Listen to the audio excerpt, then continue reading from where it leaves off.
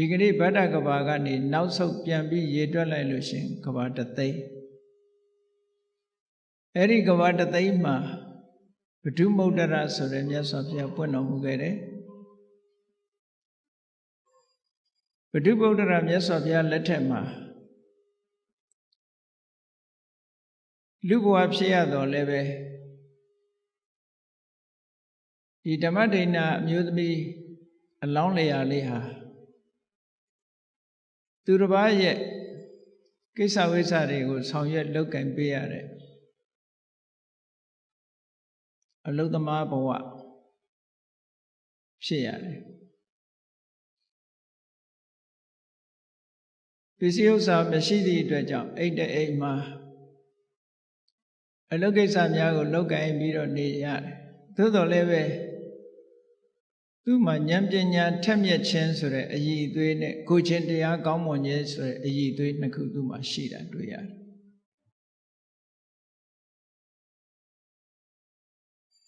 တထေးအိမ်တဲ့အိမ်မှာအလုပ်လုပ်ရင်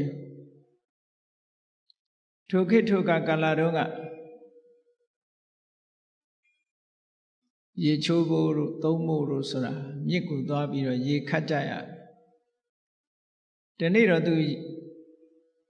မြစ်ကိုရေကဆင်းရဲနဲ့ဗုဒ္ဓမုဒ္ဒရာမြတ်စွာဘုရားရဲ့လက်ဝဲတော်ရန်အကသာဝကရှင်သူဇာတာတဲ့အဲ့ဒီမထေနဲ့လမ်းမှာပက်ပင်းမှာကြုံတွေ့ရင်ရေကသွားရင်စားဖို့ဆိုပြီးတော့ယူလာတဲ့မုတ်ကောင်းတော့ကောင်းမဲ့မုတ်တော့မဟုတ်ပါဘူးခုခေတ်အိန္ဒိယနိုင်ငံမှာဆိုရိုတီဆိုတဲ့မုတ်ဂျုံကိုပြပြီးတော့กินထားတဲ့မုတ်မျိုးအဲ့ဒီမုတ်ကတခါတရံသူတို့ခပိုက်ထဲမှာတို့အဝတ်ထဲမှာညှက်ပြီးတော့ယူလာလမ်းမှာအစာပြေစားဖို့ဆိုယူလာတဲ့မုတ်လေးတရားတရားပေါက်ပြီးတော့အဲ့ဒီမထေမြတ်ဆွမ်းကံဝင်လာတာတယုတသိလက်စုံမှုတ်ပြီးတော့သူ့မုံကလေးကိုလှူလိုက်တယ်လှူလိုက်တဲ့အခါကျတော့မထေမြတ်ကလည်းဒီမျိုးသမီးလေးကိုချီးမြှောက်တဲ့အနေအားဖြင့်မကတ်ခံတဲ့နေရာမှာပဲတင့်တော်တဲ့နေရာလေးထိုင်ပြီးတော့အဲ့ဒီမုံကိုဖုံးမေးသုံးဆောင်ဝမ်းသာလိုက်တာသူလှူတဲ့မုံလေးကိုဖုံးမေးတယ်ဆိုပြီးတော့ဝမ်းသာရုံနဲ့မကဘူးဒီမုံကလေးတစ်ချက်နဲ့တော့ဒီမထေမြတ်ဝမှာမဟုတ်ဘူးဆိုပြီးတော့အိမ်ကိုပင့်လာတယ်အိမ်ရောက်တဲ့အခါကျတော့သူ့ရဲ့အလုရှင်အိမ်ပိုင်တထေးကြီးကလည်းတရားတရားကောင်းသူဖြစ်တော့ဒီမျိုးသမီးလေးပင့်လာတဲ့သူဇာတမထေကိုအိမ်မှာဆွမ်းခဲဝဲဘောဇဉ်ချိုးချင်းရတာဖြားဖြားလေးဆက်ကလှူဒန်းလို့အဲ့ဒီဓမ္မဒေနာလောင်းအမျိုးသမီးလေးကိုကျေးဇူးတင်တဲ့အနေနဲ့အစီကံအဆင့်ကနေပြီးတော့ချွေးမအဆင့်ပေးထားတယ်တဲ့ချွေးမအဆင့်ဆိုတော့သူကအလွန်အဆင့်မြင့်သွားပြီပေါ့အဲ့ဒီချွေးမအဆင့်ပေးလိုက်တဲ့အခါကျတော့စတဲ့တဘိုးတိုးပြီးတော့ကုသိုလ်ကောင်းမှုတွေလုပ်ငကိုယ်တည်းကအသိဉာဏ်ထက်မြက်သူကိုချင်းတရားကောင်းသူဖြစ်တော့မြတ်စွာဘုရားအကြောင်းတော်သွားလို့တရားဓမ္မနာဒီနေ့တော့မြတ်စွာဘုရားကတရားဟောပြောတဲ့နေရာမှာထူးချွန်ထက်မြက်တဲ့အမျိုးသမီးဘိက္ခုနီတူဦးကိုဧတရက်ဘွယ်သူဖြင့်ချီးကျူးမြောက်စားနေတာပရိသတ်ထဲမှာတွေ့ရတော့အမတန်မှအားကြတယ်အားကြလို့ဘုရားမှုရှိတဲ့တန်ဃာတော်တွေကိုပင့်ပြီးအလှကြီးတန်းကြီးလုပ်ပြီးတော့အဲ့ဒီဘိက္ခုနီမမျိုးဖြစ်ပြရစေလို့ဆုတောင်းတယ်ဒါကိုလိုချင်တဲ့ဆုတစ်ခုကတော့တောင်းသင့်တယ်လို့ဒီလိုဆိုတယ်ဆုတောင်းမှုမရှိဘူးဥပမာပဲဣဒံမေပုံညာနိဗ္ဗာနတပစ္စယောဟောတုဆိုတော့နိဗ္ဗာန်ကိုပဲဆုတောင်းတာတော့နိဗ္ဗာန်ရမှာတော့သိချတယ်ဘယ်ဘဝနဲ့ရမယ်ဆိုတော့သိချအောင် ဆူတောင်းတော့မယ်ဆိုလို့ရှိရင်တော့လိုအပ်တဲ့အရေးချင်းတွေကတော့တတ္တာရှိဖို့လိုတယ်သီလရှိဖို့လိုတယ်သုတဆိုတာရှိဖို့လိုတယ်စာခဆိုတဲ့ဆွမ်းလွတ်မှုရှိဖို့လိုတယ်ပညာဆိုတဲ့အသည့်ရှိဖို့လိုတယ်အဲ့ဒီတရား၅ပါးပြည့်စုံပြီဆိုလို့ရှိရင်ဘဝတစ်ခုဌာနတစ်ခုဆူတောင်းတဲ့နယ်လို့ထေရဆရာကြီးကဆိုထားတယ်အကယ်၍ဆူမတောင်းဘူးဆိုရင်ဘဝတို့ဂတိတို့မမြဲဘူးတဲ့ဖြစ်ချင်တဲ့ဘဝဖြစ်မှာပဲသို့တော့ကောင်းတဲ့ဘဝတော့ကုသိုလ်ကြောင့်ဖြစ်မှာတော့သိကြတယ်ပေါ့အဲကြောင့်ဥဒိချက်ကလေးတစ်ခုနဲ့ဆူတောင်းတဲ့နယ်ပေါ့နိဗ္ဗာန်ဆိုတာကတော့ရေပုံရအပြင်ဆူတောင်းတဲ့ဟာတစ်ခုဘယ်ဘဝနဲ့နိဗ္ဗာန်ရမှာမသိဘူးလေလူဘဝနဲ့ရမှာလားနတ်ပြည်မှာရောက်ပြီးရမှာလားဗြဟ္မပြည်ရောက်ပြီးရမှာလားဆိုတာမသိကြဘူးပေါ့ရတော့ရမှာပဲသို့သောကိုလိုချင်တဲ့ဘဝလေးတစ်ခုကနေပြီးတော့ယက်တည်ပြီးနိဗ္ဗာန်ကိုသွားမယ်ခုနပြောတဲ့အည်အသွေးတွေရှိပြီဆိုလို့ရှိရင်အဲ့ဒီပုဂ္ဂိုလ်ရဲ့ဆူတောင်းမှုကပြည့်တယ်လို့ဒီလိုဆိုတာအဲ့တော့သူကထူးခြားတဲ့ဆုလေးပါတောင်းလို့ဆိုဟောဒီဘိက္ခုနီမလို့နောင်ဖရာတဆူမှာဓမ္မဂတိကရဣတရက်ရပြီးတော့ကျွတ်တန်းဝင်ရပါလို့ဆိုဒီဆုတောင်းတာဆိုတော့သူလူဘဝနဲ့ကျွတ်တန်းဝင်ခြင်းနဲ့ဆုပဲဒီဆုကတော့เนาะတမန်နိဗ္ဗာန်ရဲ့လို့ဒီလိုတောင်းတာမဟုတ်ဘူးအဲ့လိုတောင်းလိုက်သည့်အတွက်ကြောင့်ပွင့်ပွင့်လင်းလင်းဆုတောင်းတာပေါ့ဘုန်းကြီးတို့စကိုင်းမှာတကာကြီးတယောက်တွေ့ဘူးတဲ့ကုသကောင်းမှုတတ်တတ်ရရလုပ်တယ်ထက်ထက်တန်တန်လုပ်တယ်လုပ်ပြီးလို့ရှိရင် तू ကဘာဆုတောင်းလို့ဆိုရင်သဗ္ဗညုဖေယဖြစ်ရပါလို့ဤလို့ပဲဆုတောင်းတယ် तू အမြဲတမ်းအဲ့လိုတကာကြီးတွေလည်းရှိတယ်တချို့လည်းဆုကိုပြောင်းမတောင်းရတဲ့လူလည်းရှိသေးတယ်ပေါ့ကိုယ့်ရဲ့ဥတီချက်တစ်ခုလေးကတော့ရှိထားတဲ့နဲ့ပေါ့ဒီမျိုးသမီးတွေကဒီလိုဆုတောင်းလိုက်တဲ့အခါကျတော့ဘုရားဗုဒ္ဓရာမြတ်စွာဘုရားကအနာဂတံသလို့ခေါ်တဲ့ဝေးလံတဲ့အနာဂတ်တစ်ခုကိုမှတ်မြော်ပြီးတော့မြင်နိုင်တဲ့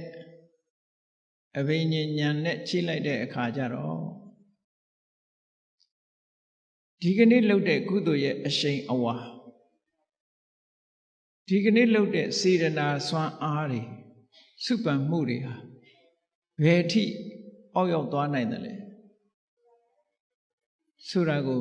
ကြည့်လိုက်တဲ့အခါကျတော့ဂေါရမမြတ်စွာဘုရားရဲ့လက်ထက်မှာသူ့ဆန္ဒတွေပြည့်လိမ့်မယ်ဆိုတာကိုမြင်တယ်ဒါလည်းလောကနေအဖြစ်ယုတ်တိ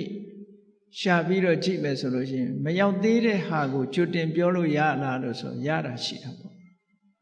ဥပမာထင်ရှားတာပြောမယ်ဆိုလို့ရှိရင်ဒုံးမြန်တစ်စင်းလွတ်တော့မယ်ဆိုလို့ရှိရင်ဘယ်နှမိုင်ဘယ်နှကီလိုမီတာရောက်မယ်ဆိုတာမလွတ်ခင်ကတွက်ချက်လို့မရဘူးလားရတယ်သူ့ရဲ့အရှိန်ကိုကြည့်ပြီးတွက်ချက်တာပဲဒါလည်းเนาะဒီဒုံးမြန်တစ်စင်းပြုတ်လွတ်လိုက်တာဘယ်နေရာကိုရောက်မယ်ဘယ်ပြစ်မှတ်ကိုထိမှန်မယ်ဆိုတာကျွတ်တင်ပြီးခံမှန်းပြောထားတဲ့အတိုင်းထိမှန်သွားတာတွေရောမရှိဘူးလားအဲ့ဒါလို့ဒီအမျိုးသမီးရဲ့စိတ်ဆန္ဒတွေဆုတောင်းမှုတွေသူ့ရဲ့စွမ်းအားကိုကြည့်လိုက်တဲ့အခါမြတ်စွာဘုရားဘယ်အချိန်မှသူစွမ်းအားပြည့်မလဲလို့ကျွတ်တင်ပြီးခံမှန်းလို့ပြောဆိုလို့ရတယ်ပေါ့နော်အဲ့ဒါကိုပဲဗျာဒိတ်ပေးတယ်လို့ခေါ်တာဂေါရမမြတ်စွာဘုရားပွင့်လာတဲ့အခါမှာဓမ္မထိန်နာဆိုတဲ့နာမည်နဲ့တရားသူတရားမြတ်ရပြီးတော့ဓမ္မဂတိကရာမှာဣတရက်ဘွယ်တို့ချင်းချီးကျူးခံရလိမ့်မယ်လို့မြတ်စွာဘုရားဖွင့်ဟပြီးတော့ဗျာဒိတ်ပေးလိုက်တာသိဝန္တာတယ်တဲ့အဲ့ဒီချက်ကုသိုလ်ကောင်းမှုတွေစတဲ့တဘူတိုးပြီးတော့တစ်သက်လုံးလှုပ်တာသူတို့ခေတ်ကအသက်ကလည်းရှည်တော့လူတွေရဲ့သက်တမ်းကအနှစ်2000ဆိုတော့နှစ်2000ကာလရှည်ကြာလောက်အောင်ကုသိုလ်ကောင်းမှုတွေများစွာစီးပူးသွားတယ်တည်တဲ့အခါကျတော့တာဝရိန္ဒနတ်ပြည်ရောက်တယ်အဲ့ဒါလို့ဂျားတဲ့ကဘဝခရီးတွေကိုတော့ဖော်မပြတော့ဘူးဒါသူ့ရဲ့ဘဝပါရမီဘဝစတင်တာတော့ဘုရုမုဒ္ဒရာမြတ်စွာဘုရားလက်ထက်ကစလိုက်တာကသဗ္ဗဘုရားလက်ထက်မှာလူဘဝမှာသူတစ်ခါပြန်ပြီးတော့ပေါ်လာတယ်ကာတိတိုင်းဗာရဏသီပြည်မှာ ကိကိဆိုတဲ့ဘုရင်ကြီးအဲ့ဒီဘုရင်ကြီးမှာသမီးတော်9ပါးဆိုတာရှိတယ်အမတန်ထူးခြားတဲ့သမီးတော်တွေအဲ့ဒီသမီးတော်9ဖော်ထဲမှာသူဟာတယောက်အနေနဲ့ပါဝင်တယ်သူ့နာမည်ကအဲ့ဒီတုန်းကသူဓမ္မာတဲ့သူဓမ္မာဆိုတဲ့နာမည်နဲ့အဲ့ဒီကိကိမင်းကြီးရဲ့သမီးတော်ထဲမှာပါတယ်ဟိုကိကိမင်းကြီးရဲ့သမီးတော်တွေကလည်းစိတ်ထားညီကြလို့သူတို့ဖခင်ကြီးတော်ကြီးကိုသာသနာပေါင်းဝင်ပြီးတော့မြတ်သောအကျင့်ကျင့်ဖို့ဆိုပြီးတော့ဘိက္ခုနီမှာလှုပ်ဖို့ခွင့်ပန်တော်လဲခမည်းတော်မင်းကြီးကခွင့်မပြုဘူးခွင့်မပြုသည့်အတွက်ကြောင့်သူတို့တသက်တာကာလအိမ်တော်မပြုကြပဲနဲ့အပြုစဉ်ဘဝနဲ့ပဲဗျမစရိယသိက္ခာပုဒ်ကိုစောင့်တည်ပြီးတရားဓမ္မကျင့်တရားနဲ့ပဲပျော်ပြီးတော့နေကြတာနှစ်2000တန်းဆိုတော့2000ကြာတာပေါ့သူကွာအဲ့ဒါလို့တရားဓမ္မတွေကျင့်ကြံကြိုးကုပ်အားထုတ်လိုက်ကြတာနောက်ဆုံးဂေါရမဘုရားရဲ့လက်ထက်ရောက်လာတဲ့အခါကျတော့ရသကြုပြေမှာသူလူဘဝပြန်ရလာပြန်ရသကြုပြေရောက်လာတဲ့အခါကျတော့သူ့အဆင့်တန်းကအင်မတန်ချမ်းသာကြွယ်ဝတဲ့တထေးတူရဲ့သမီးလာဖြစ်တယ်ပေါ့တထေးသမီးလာဖြစ်အဲ့ဒီတထေးသမီးလေးကငယ်ငယ်ရွယ်ရွယ်နဲ့ပဲအိမ်တော်ရသားကြတယ်သူကဲ့သို့ဥစ္စာပစ္စည်းချမ်းသာကြွယ်ဝတဲ့ဝိတာခဆိုတဲ့အမျိုးသားတယောက်နဲ့အိမ်တော်ကြတယ်ပေါ့အဲ့တော့ဗုဒ္ဓစာပေမှာဝိတာခဆိုတဲ့နာမည်ကကျောင်းမကြီးဝိတာခါတော့လူတိုင်းသိကြတာပေါ့နော်ဒါကအမျိုးသားတထေသားဝိတာခလို့ခေါ်တယ်ကျောင်းမကြီးဝိတာခါကြတော့ဝိတာခလို့ခေါ်တယ်ပေါ့အဲ့တော့ဝိတာခဆိုတဲ့တထေသားတူနဲ့အိမ်တော်ရသားကြချမ်းချမ်းသာသာပဲသူဘဝခရီးကိုရှောက်ရတယ်အဲ့ဒီဝိတာခဆိုတဲ့အမျိုးသားကလည်းဘုရားတရားကိုအလွန်ကြည်ညိုတော့ဘုရားတရားတွေနာရင်နဲ့သူကသောတပန်အဆင့်ကနေပြီးနောက်ဆုံးအနာဂံဖြစ်သွားတယ်လူဘဝမှာနေရင်ထိုင်ရင်စီးပွားရှာရင်ကျောင်းတော်ကိုနေ့စဉ်သွားတရားနာရင်ကနေပြီးတော့အနာဂံဖြစ်သွားတယ်အေးအနာဂံဖြစ်လာတဲ့နေ့မှာကျောင်းတော်ကပြန်လာခါတိုင်းနေ့တွေနဲ့မတူဘူးခါတိုင်းသောတာပန်တို့သကရာဂံတို့ဘဝတုန်းကတော့ကျောင်းကပြန်လာတဲ့ဆိုရေမောမောနဲ့နော်ပျော်ပျော်ပါပါကြီးအဲ့ဒီပြန်လာတာအိမ်ရောက်တဲ့အခါကျတော့အိမ်ဘဝကနေပြီးတော့ဓမ္မဒိဏကစီးချူပြီးတော့လက်ကမ်းတယ်သူ့လက်ကိုဆွဲပြီးတော့အိမ်မော်တက်တာဒါလုံနေကြလို့ဖြစ်နေတယ်အနာဂံဖြစ်လာတဲ့နေ့ကျတော့လာကြတဲ့ကစက္ခုံတွေချလာအိန္ဒြေရဘယ်မှသိမကြည့်တော့မျက်နာကလည်းခတ်တီတီနဲ့လာတာဓမ္မဒိဏကခါတိုင်းလိုပဲအိမ်ဦးကနေစီးချိုပြီးတော့လက်ကမ်းတော်လဲလက်မဆွဲတော့ဘူးတဲ့အဲ့ဒီနေ့မှာမျက်နာကလည်းတီတီတန်းတန်းနဲ့လက်မဆွဲပဲနဲ့အိမ်မော်တက်ဓမ္မဒိဏရဲ့စိတ်ထဲမှာတော့စိတ်ထဲမှာမကောင်းဘူးပေါ့ခါတိုင်းနဲ့မတူဘူးအမူအရာပြောင်းနေတယ်သို့တော့သူကြည့်လိုက်ရင်လည်းစိတ်ဆိုးတဲ့သဏ္ဍာန်တော့မရှိဘူးဆိုတာသူကဲခတ်လို့ရတယ်ပေါ့မမေးဘူး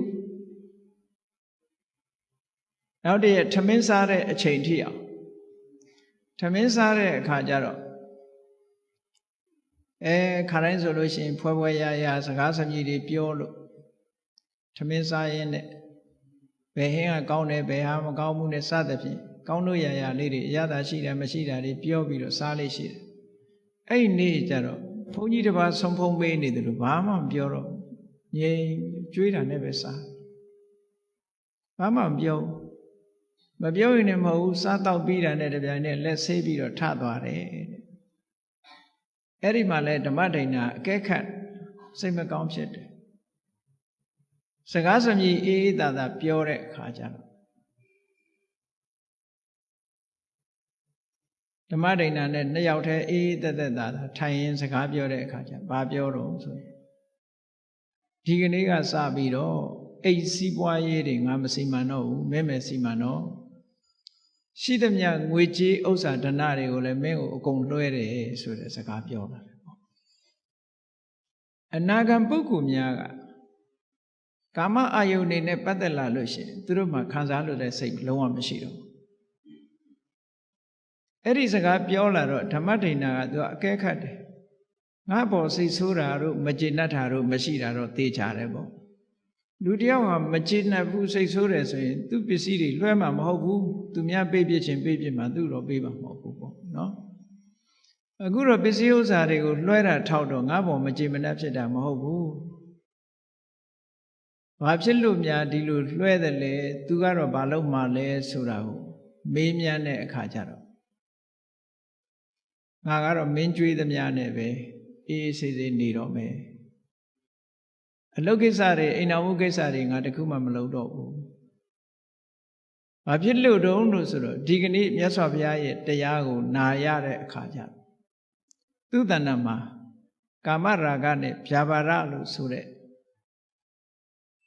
ကာမဂုဏ်အာယုံခံစားလို့တဲ့တဏှာဆန္ဒအလိုမကျလို့စိတ်ထဲမှာမကြေမနပ်ဖြစ်တဲ့ဒေါသဆိုတာသူ့တဏ္ဍမှာလုံးဝမရှိတော့ဘူးတဲ့အဲ့ဒီနှစ်ခုပြောက်သွားတယ်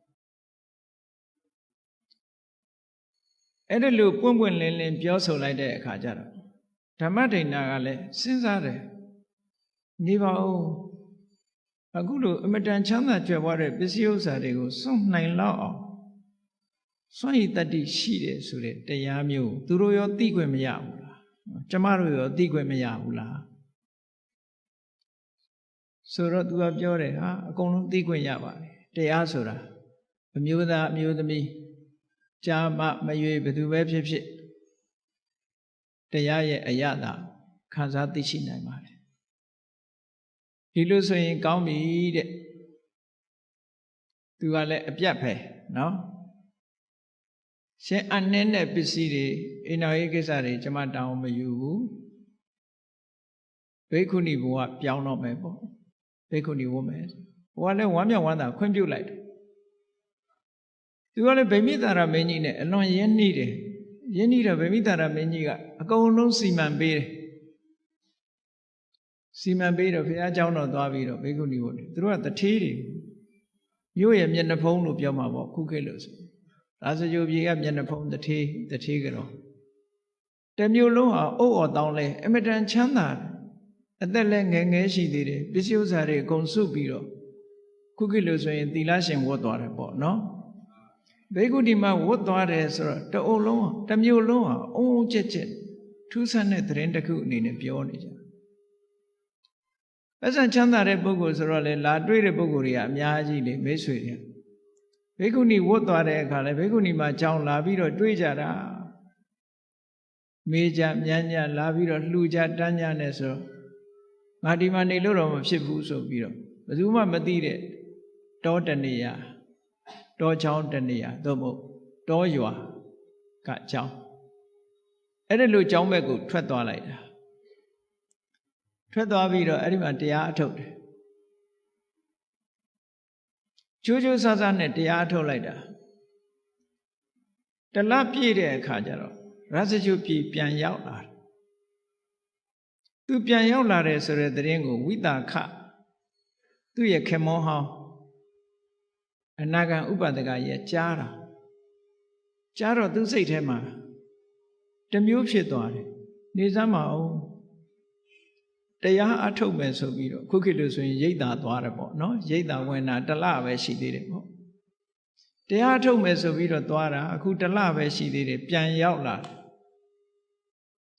ပြင်းပြီးတော့လူများပြန်ထွက်ချင်လို့လားဘာလို့များပြန်လာတာပါလဲလို့သိချင်လာတယ်ဒါလည်းသဘာဝပဲနော်သို့တော်လည်းပဲသွားပြီးတော့ခုခေတ်လူတွေဆိုရင်ဘယ်လိုမေးဘာလို့ပြန်လာတာတော့ဟုတ်လားတရားအထုတ်နေတာဟုတ်ကဲ့တန်းနဲ့ဘာလို့ပြန်လာတာပြင်းလို့လားလူထွက်ချင်ပလားနဲ့မေးကောင်းမေးလိုက်မယ်ဝိသခာတကကြီးကအဲ့ဒါလို့မမေးဘူးသိရင်ကျေးတယ်သူက မတော်ဘူးအဲ့ဒီမေကွန်မျိုးသွားမေးတာသူ့စော်ကားရရောက်တယ်ပေါ့အဲ့လိုမေးရင်စော်ကားရရောက်တာပဲဟုတ်တယ်လေ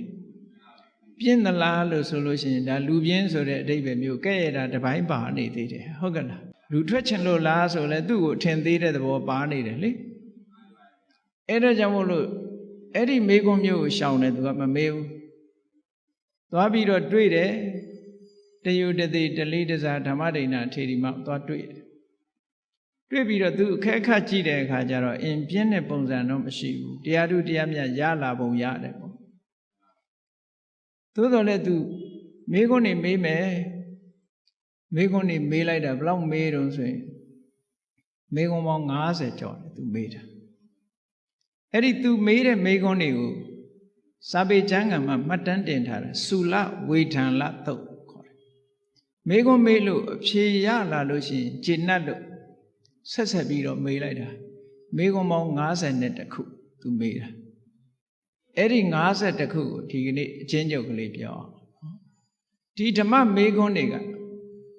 သူ့ရဲ့ဓမ္မအည်အသွေးတွေအဆင့်တွေကိုသိချင်လို့မေးတဲ့မေကွန်းတဲ့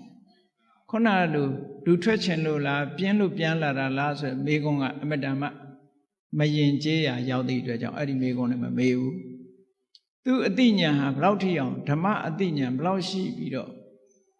သာသနာတော်မှာဘယ်လောက်ပျော်မွေ့နေပြီလဲဆိုတာကိုသိချင်လို့တစ်ဖက်နဲ့လှည့်ပြီးတော့မေးတာတဲ့နော်အဲ့ဒီမှာ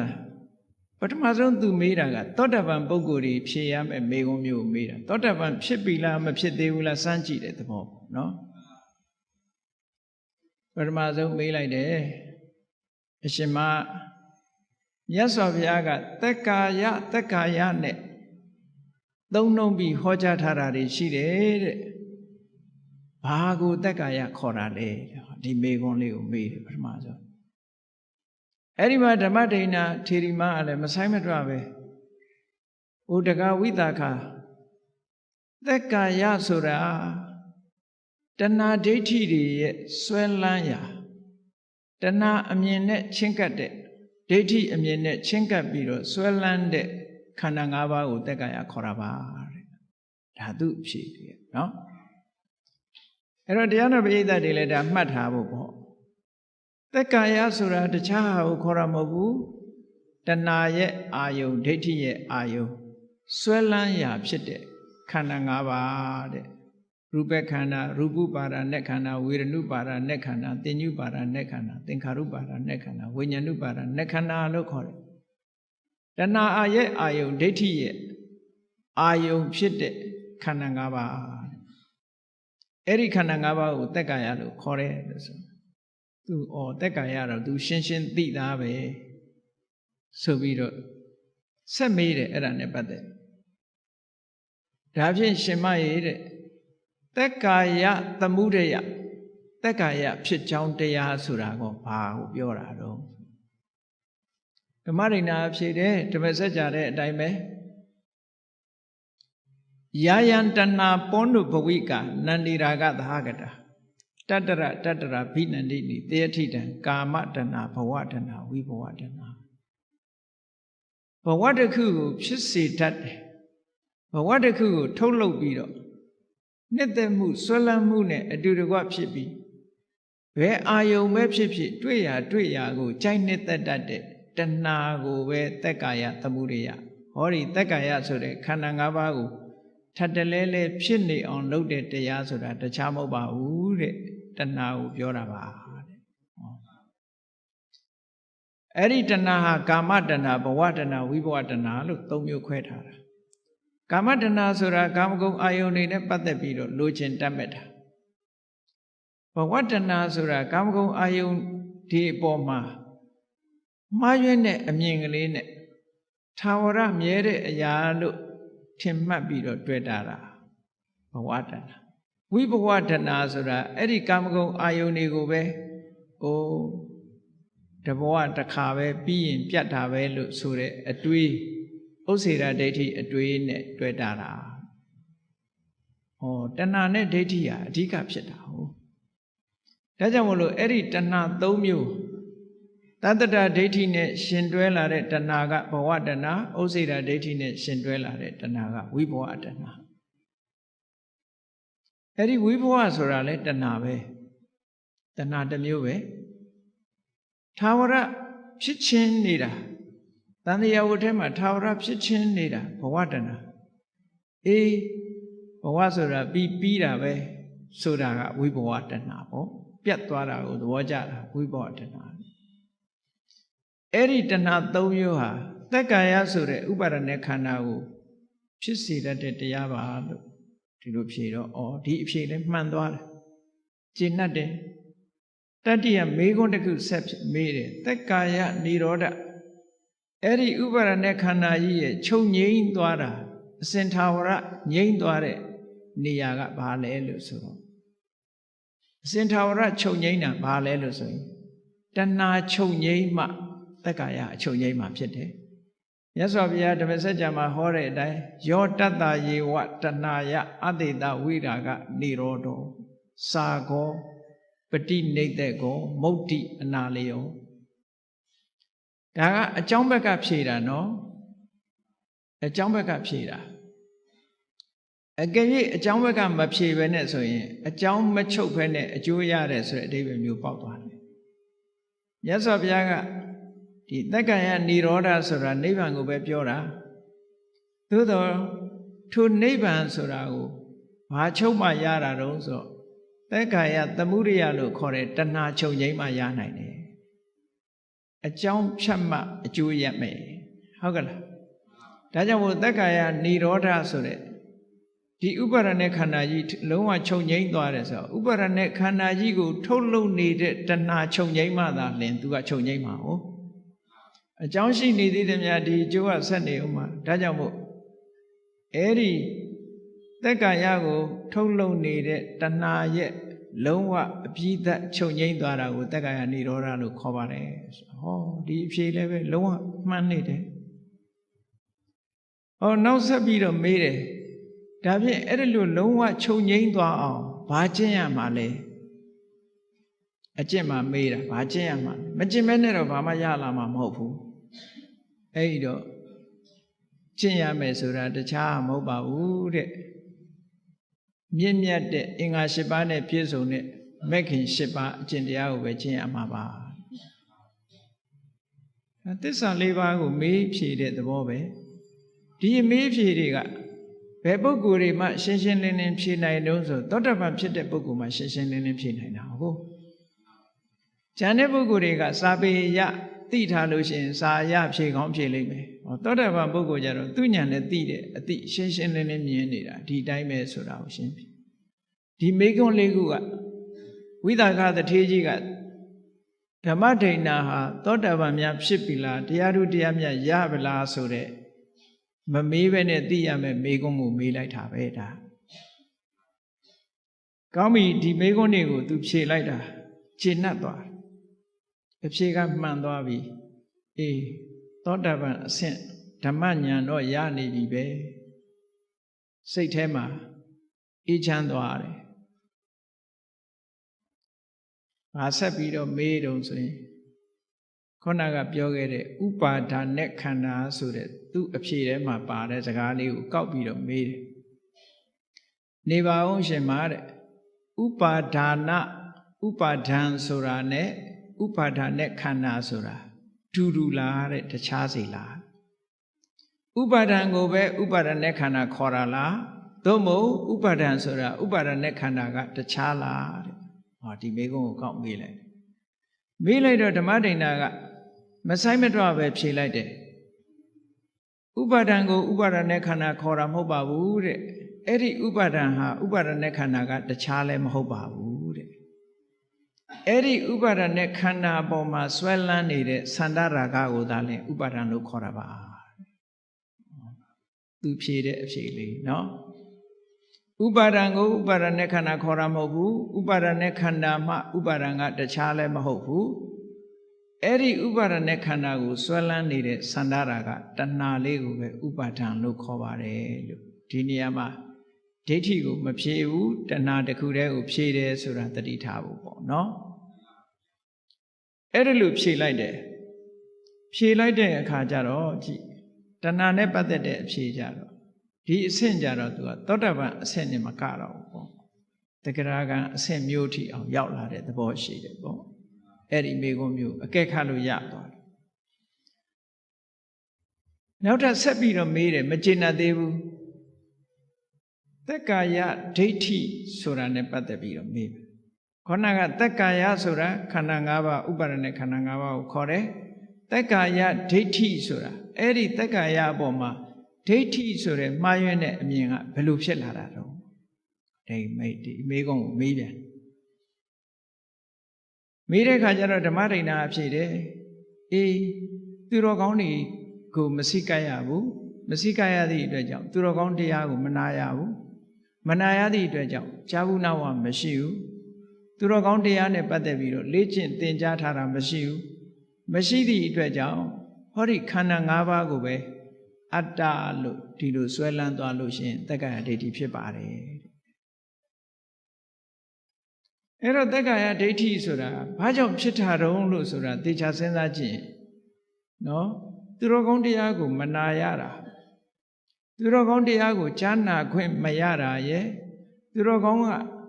လေ့ကျင့်သင်ကြားပေးထားတာမရှိတာရဲ့တရားဓမ္မနဲ့အလံဝေးနေတဲ့ပုဂ္ဂိုလ်တွေဟာခန္ဓာ၅ပါးနဲ့ပတ်သက်ပြီးတော့မှားမှားယွင်းယွင်းတွေးခေါ်မှုတွေရှိလာတတ်တယ်အဲ့ဒါကြောင့်မလို့ခန္ဓာ၅ပါးကိုအတ္တအနေနဲ့မြင်လာတယ်ငါပိုင်တယ်ဆိုတဲ့အရာငါဆိုတဲ့အနေထားနဲ့မြင်လာတယ်သာဝရခိုင်မြဲတဲ့အရာ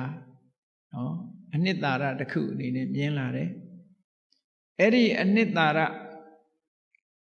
ဆိုတဲ့ဒီအတ္တမှာခန္ဓာ၅ပါးရှိနေတယ်ဆိုတာမြင်လာတယ်အဲ့ဒီအတ္တဟာခန္ဓာထဲမှာရှိနေတယ်လို့မြင်လာတယ်နော်ခန္ဓာဟာအတ္တရဲ့တရားအဖြစ်ဖြစ်မြင်လာတယ်မြင်ပုံမြင်နည်း၄မျိုးသွားတာတက္ကာယဒိဋ္ဌိ20လို့ခေါ်တယ်အဲ့ဒီတက္ကာယဒိဋ္ဌိ20ကိုအသေးစိတ်ဖြေလိုက်တာတက္ကာယဒိဋ္ဌိဆိုတာအဲ့ဒါလို့ရှုမြင်မှဖြစ်လာတာဆိုပါစို့ရူပံအတ္တတောတမနုပတ္တိရုပ်ကြီးကိုအတ္တလို့မြင်ပြီဆိုရင်ဒါတက္ကာယဒိဋ္ဌိဖြစ်တယ်ပေါ့အဲ့ဒါလို့မြင်တာလဲဘာကြောင့်မြင်လဲလို့ဆိုလို့ရှိရင်တရားဓမ္မမနာရလို့ဟောတရားဓမ္မနာရတဲ့ပုဂ္ဂိုလ်ကြတော့အေးခန္ဓာ၅ပါးယုံနာတရားဟာရုပ်ပဲနာမဲ့သူ့တဘာဝအတိုင်းသူရှိနေတယ်အတ္တဆိုတဲ့ခိုင်မာတဲ့အရာမဟုတ်ဘူးလို့ဆိုတာကိုနာကြားထားတဲ့အခါသိတယ်ပေါ့ကျင့်သုံးထားတဲ့အခါမှာလည်းပဲငါလို့ပြောเสียမရှိဘူးဆိုတာသိတယ်အဲ့ဒါလို့မှအသိမရှိဘူးဆိုလို့ရှိရင်ဟောဒီရုပ်ကြီးကိုပဲအတ္တလို့ဒီလိုမြင်လာနိုင်တယ်ပေါ့အဲ့ဒါလို့မြင်ပြီးတော့မှားယွင်းတဲ့အတွေးတွေတွေးလာပြီဆိုလို့ရှိရင်ဒါတက္ကာယဒိဋ္ဌိဖြစ်တယ်ဒီလိုပြောတာနော်ခန္ဓာ၅ပါးနဲ့ဒါတက္ကာယဒိဋ္ဌိဖြစ်ပုံအကျဉ်းလေးပဲပေါ့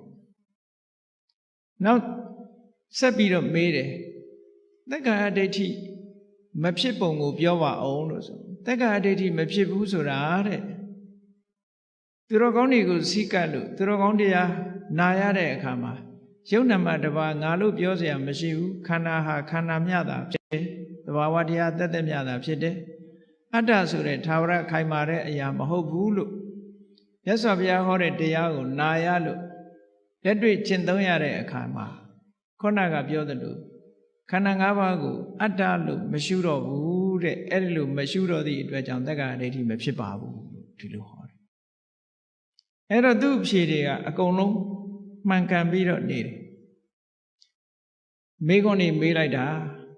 နောက်ထပ်နံပါတ်၈မေးခွန်းတစ်ခါဆက်ပြီးတော့မေးပြန်တယ်မဂ္ဂင်၈ပါးဆိုတာဘာလဲခုနစောစောကပြောထားတာနော်ဘုန်းကြီးတို့တွေလည်းသင်ထားသည့်အတွက်ကြောင့်မဂ္ဂင်၈ပါးဆိုတာဘာလဲအလုံးသိနေကြတယ်နော်အဲ့တော့ဓမ္မဒိဋ္ဌာထေရီမကိုမေးတယ်ဒါကအရေးကြီးတဲ့အကျင့်တရားဖြစ်သည့်အတွက်ကြောင့်သူဒီမေးခွန်းမေးတယ်မဂ္ဂင်၈ပါးအကျင့်တရားဆိုတာဘာလဲလို့ဆိုတော့မြေးလိုက်တယ်သမ္မာဒိဋ္ဌိသမ္မာသင်္ကပ္ပသမ္မာဝါစာသမ္မာကမ္မန္တသမ္မာအာဇီဝသမ္မာဝါယာမသမ္မာတတိသမ္မာသမာဓိပေါ့တခုစီမဂ္ဂင်၈ပါးအကျင့်တရားကိုဖြည့်ရှင်းလိုက်ဖြည့်ရှင်းတော့ ဒါတရားကျင့်လို့သိထားတဲ့အသည့်တွေနဲ့ဖြေတာနော်သူဘိက္ခုနီဝတ္ထတလပဲရှိသေးတယ်တလအတွင်းမှာသူဒါတွေအကုန်လုံးတရားနဲ့ပတ်သက်ပြီးသိသွားတယ်အဲ့ဒါနဲ့နောက်9ခုမြောက်မေခွန်းအနေနဲ့ဆက်ပြီးတော့မေးတယ်အဲ့ဒီမဂ္ဂင်၈ပါးဟာတဲ့အကြောင်းတရားတွေကဖန်တီးထားတဲ့သင်္ခတလားသို့မဟုတ်အကြောင်းတရားတွေက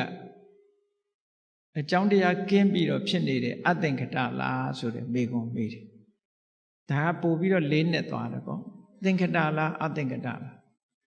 တာမန်လက်တွေ့ကျင့်သုံးထားတဲ့ပုဂ္ဂိုလ်ကမှန်မှန်ကန်ကန်ဖြေနိုင်တယ်ပေါ့အဲ့တော့ဓမ္မရိဏဖြေလိုက်တယ်မဂ္ဂင်၈ပါးဆိုတာစဉ်းစားကြည့်လေတမ္မာဒိဋ္ဌိဆိုတာလေတမ္မာဒိဋ္ဌိဖြစ်ခြင်းအကြောင်းတရားမရှိဘူးလားသူကသူဖြစ်လာတာမဟုတ်ဘူးလေ